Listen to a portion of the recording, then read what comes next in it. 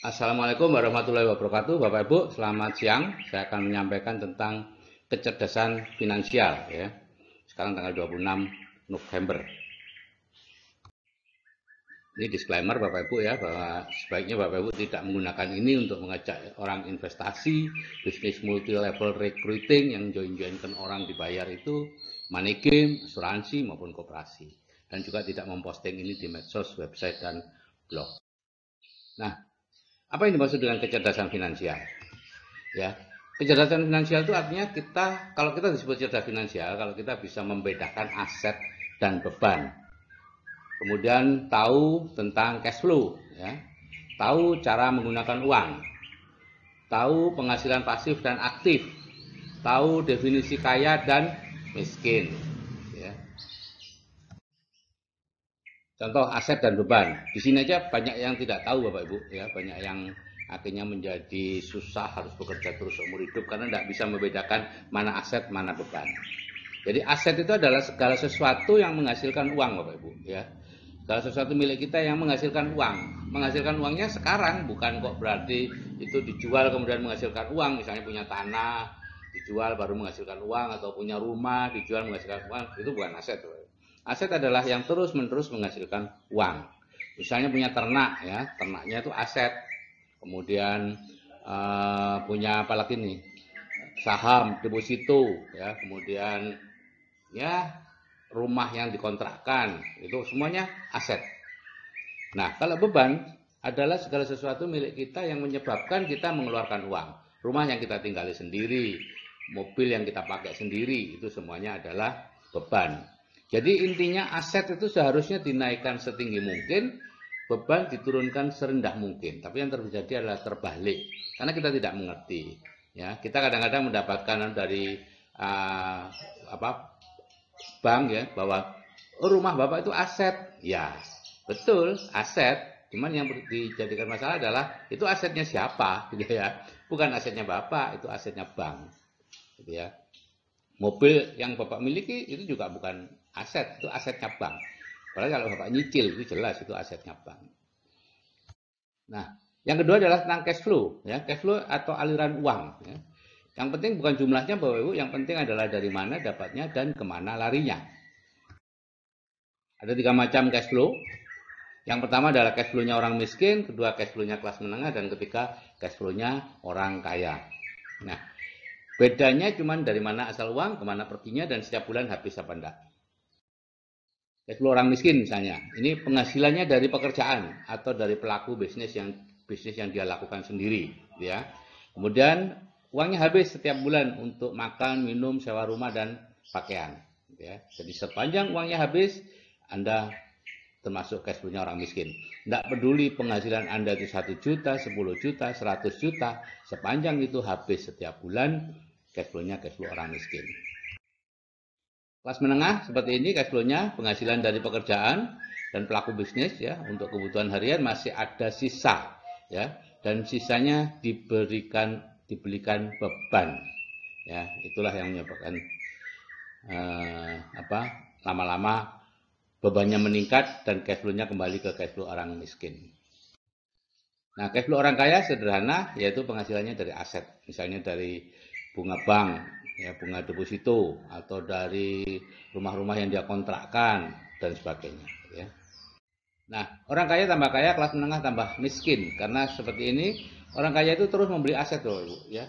Jadi dia sudah terbiasa sejak awal itu uangnya kelebihannya diberikan aset, gitu ya. Baru setelah asetnya besar menghasilkan baru diberikan beban.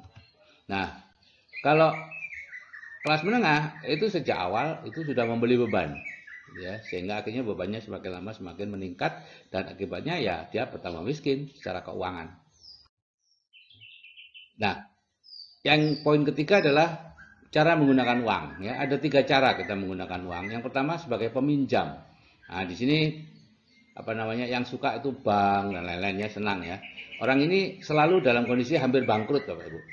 Dan Robert Kiyosaki mengatakan kalau dia naik mobil itu istilahnya gasnya itu selalu digas di garis merah.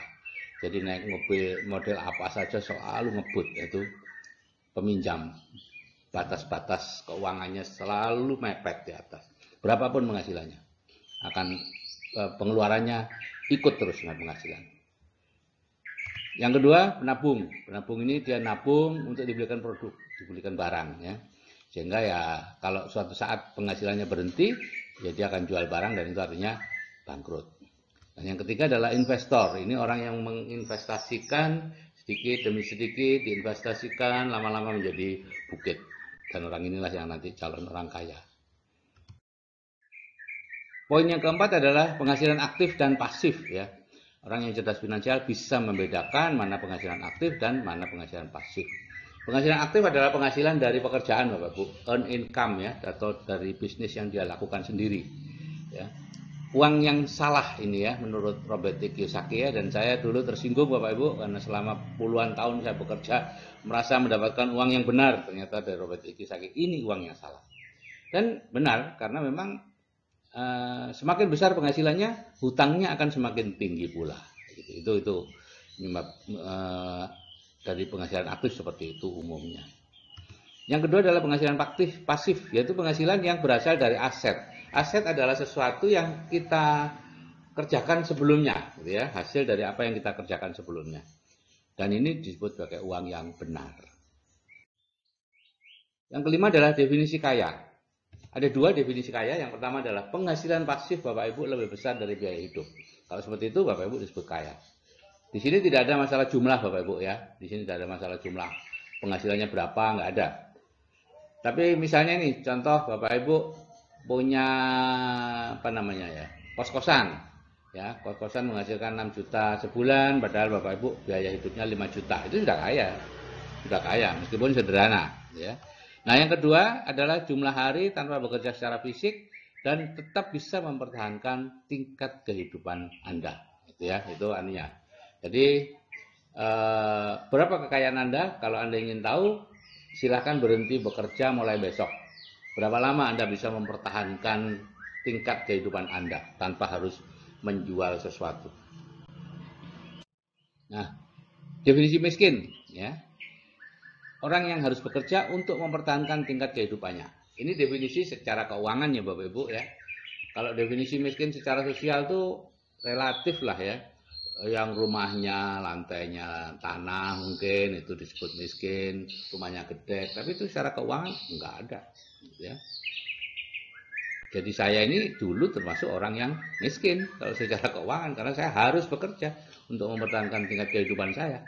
Kalau saya berhenti bekerja sebulan aja, istri saya sudah harus menjual sesuatu. Ya. Nah, cash flow kuadran ini nanti akan lebih banyak Bapak Ibu peroleh di video cash flow kuadran ya. Ada 4 cara kita mendapat penghasilan. Yang pertama adalah employ, itu sebagai karyawan. 2, self-employ atau profesional dan pelaku bisnis ya, seperti pemilik restoran, pemilik pemilik warung, pemilik salon, ya, bengkel, ya itu pelaku bisnis. 95% orang ada di sini Bapak Ibu. Sedangkan uangnya hanya 5% uang yang ada di sini. Makanya kalau Bapak Ibu perhatikan, syarat untuk bisa berhasil di keduanya ini semakin hari semakin tinggi syaratnya. Nah, berbeda dengan yang kedua, kuadran kanan yaitu kuadran business owner dan investor. Business owner ada 3, konglomerasi, waralaba dan network marketing. Ya, investor ya investor. Ini 5% orang ada di sini, 95% uang berada di sini. Sehingga biasanya kalau sudah masuk di sini tuh ayem banget. Alhamdulillah saya sudah masuk di kuadran kanan. Dan beberapa teman saya sudah masuk ke sini. Nah, Robert T. Kiyosaki menyarankan mereka yang di-employ dan self-employ jangan terlalu lama, pindahlah ke business owner dan investor. Tapi sekali lagi ini pilihan ya, saya hanya membacakan apa yang disarankan Robert T. Kiyosaki ya. Jadi ini pilihan masing-masing, tidak ada hal buruk atau hal jelek di sini. Ini hanyalah sebuah pilihan.